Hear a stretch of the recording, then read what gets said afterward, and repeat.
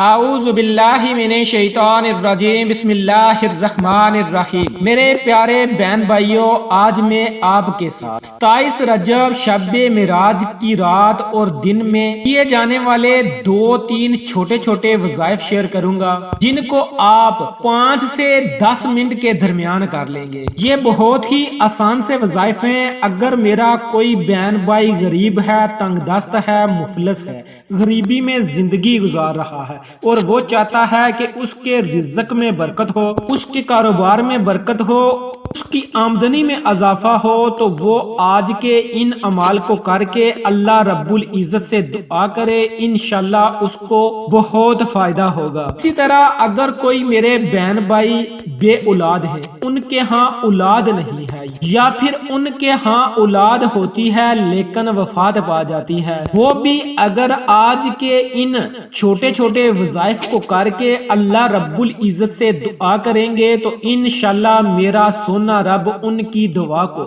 قبول شرفیت کا اعزاز عطا فرمائے گا اور انہیں اولاد نورینہ سے نوازے گا۔ اسی طرح اگر کسی میری بہن کا کسی بھائی کا رشتہ نہیں ہو رہا، ان کے رشتوں میں بندشیں ہیں، رکاوٹیں ہیں، کہیں پر بات چلتی ہے لیکن پھر ختم ہو جاتی ہے، تو میرے وہ بہن بھائی بھی آج 27 رجب کی رات کو یا دن کو کسی بھی وقت ان چھوٹے چھوٹے وظائف کو کر کے اللہ رب العزت سے دعا کریں تو انشاءاللہ ان کے لیے کسی مناسب رشتے کا بندوبست ہو جائے گا۔ والدین بھی اپنے بچوں کے مناسب رشتوں کے لیے آج کے ان وظائف کو کر سکتے ہیں۔ مختصر یہ کہ اگر آپ کی کوئی بڑی سے بڑی حاجت ہے، بڑی سے بڑی ضرورت ہے، بڑی سے بڑی کوئی مراد ہے، کوئی دلی مراد ہے، آپ کسی جگہ پر پسند کی شادی کرنا چاہتے ہیں اور وہ لڑکی یا لڑکا نہیں مان رہا، یا ان کے والدین نہیں مان رہے، یا آپ کے والدین نہیں مان رہے، تو آپ آج کے ان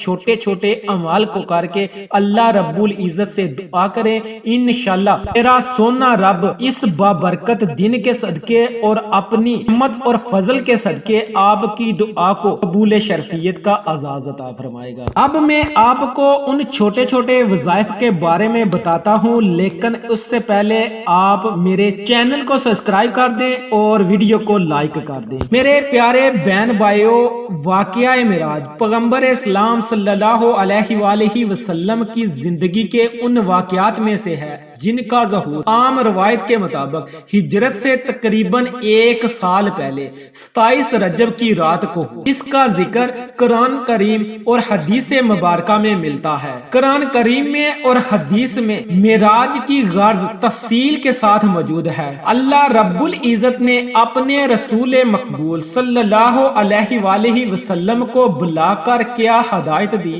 حدیث مبارکہ یہ بتاتی ہے کہ معراج کس طرح ہوئی اور اس سفر میں کیا واقعات پیش آئے۔ بخاری شریف میں ہے کہ نبی کریم صلی اللہ علیہ وآلہ وسلم نے فرمایا، منازل طے ہونے کے بعد اللہ تعالیٰ مجھ سے قریب ہوئے اور قرب میں اضافہ زیادہ ہوا، حتیٰ کہ میرے درمیان اور جلوہ ربوبیت کے درمیان 2 ہاتھ کا فاصلہ رہ گیا۔ اس کفیت کا ذکر باری تعالیٰ نے قرآن پاک میں یوں فرمایا، بس اللہ تعالیٰ کے قریب ہوئے، اتنے قریب ہوئے اور فیصلہ اتنا رہ گیا جتنا کہ کمان کا تیر سے ہوتا ہے، بلکہ اس سے بھی زیادہ قریب۔ اس قرب کے مقام پر پہنچ کر بھی حضور اکرم صلی اللہ علیہ وآلہ وسلم مطمئن رہے اور لبوں پر تبسم تھا۔ شب معراج میں نبی کریم صلی اللہ علیہ وآلہ وسلم کی بارگاہ الہی سے 3 تحفے عطا کیے گئے۔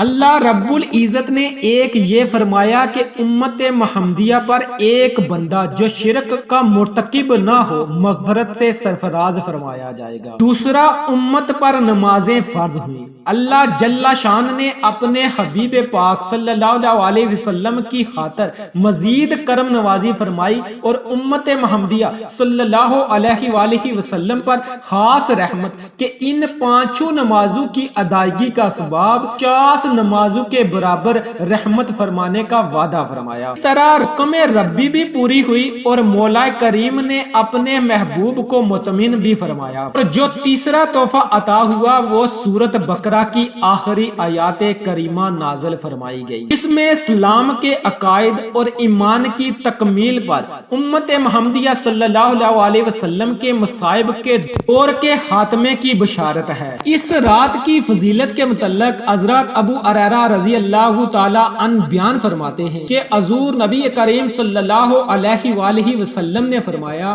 جس نے 27ویں رجب کا روزہ رکھا اس کو 60 ہفتوں کے روزوں کا ثواب ہوگا۔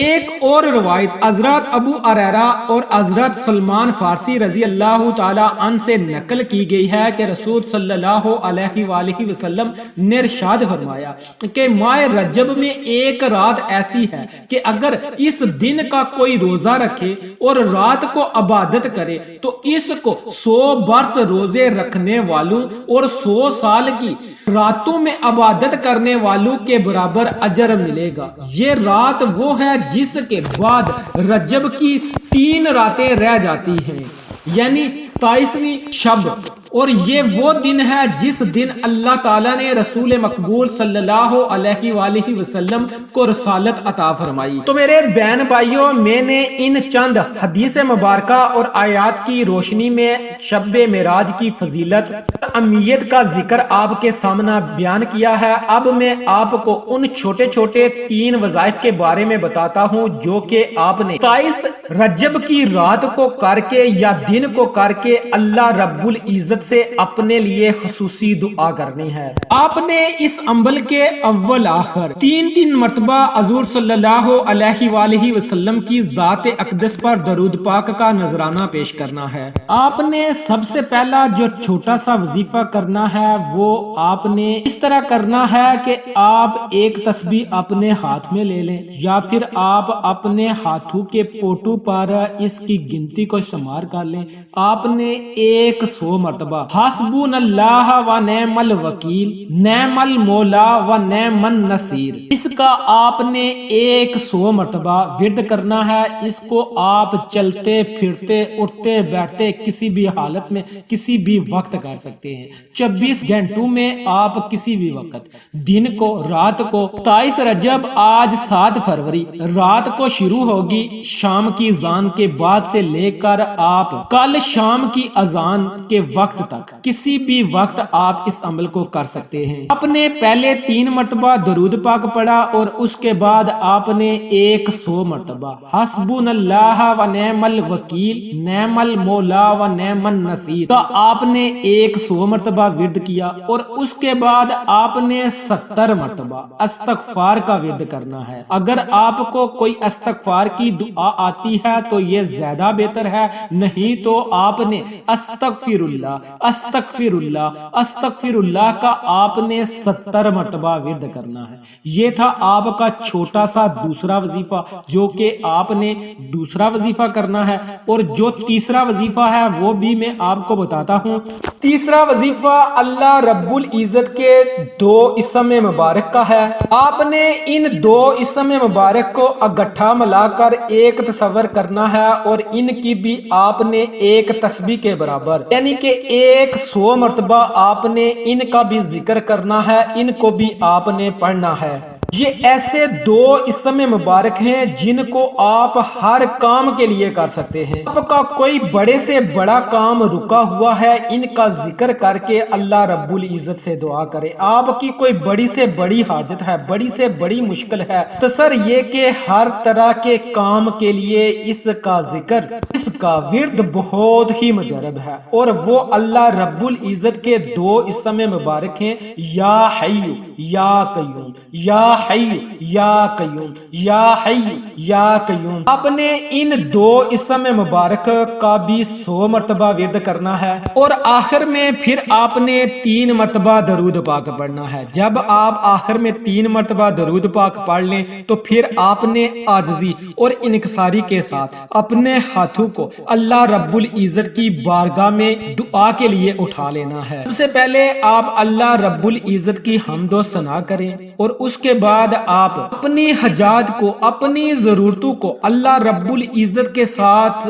شیئر کرتے جائیں، اللہ رب العزت سے مانگتے جائیں، اپنی ضرورتوں کو، اپنی حاجتوں کو مانگتے جائیں، بالکل سکون کے ساتھ اور پختہ یقین کے ساتھ آپ نے دعا مانگنی ہے کہ مولا مجھے ضرور عطا فرمائے گا۔ آپ نے مانگتے جانا ہے، مانگتے جانا ہے۔ یاد رکھیں کہ دعا بھی عبادت ہے، اتنا آپ اس رات میں اللہ رب العزت سے مانگ سکتے ہیں اتنا آپ نے مانگنا ہے۔ ایسا نہیں کہ آپ نے 1 منٹ 2 منٹ دعا کی اور ہاتھ پھیرا منہ پر اور چلتے پھرے، نہیں، آپ نے دل کھول کر اللہ رب العزت سے مانگنا ہے۔ آپ اللہ رب العزت سے جو مانگنا چاہتے ہیں آپ نے مانگنا ہے، کھل کر مانگنا ہے۔ وہ ذات غفور الرحیم ہے، وہ عطا فرمانے والی ہے، اس کے خزانوں میں کسی چیز کی کمی نہیں ہے، وہ ہر چیز پر قادر ہے، وہ جس کو چاہے جتنا عطا فرما دے۔ کون ہے جو اس سے سوال کر سکے اس کو مولا تو نے اتنا عطا کیوں فرمایا؟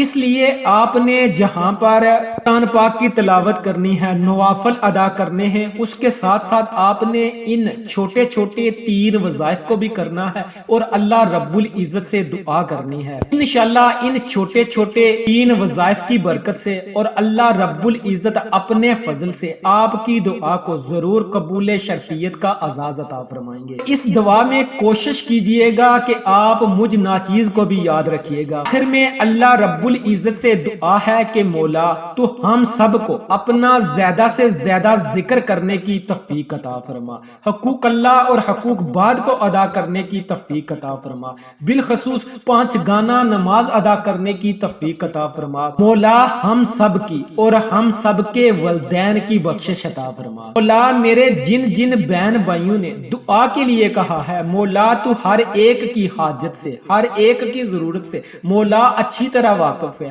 مولا ہر ایک کی دعا کو اپنی قبولیت کا شرف عطا فرما۔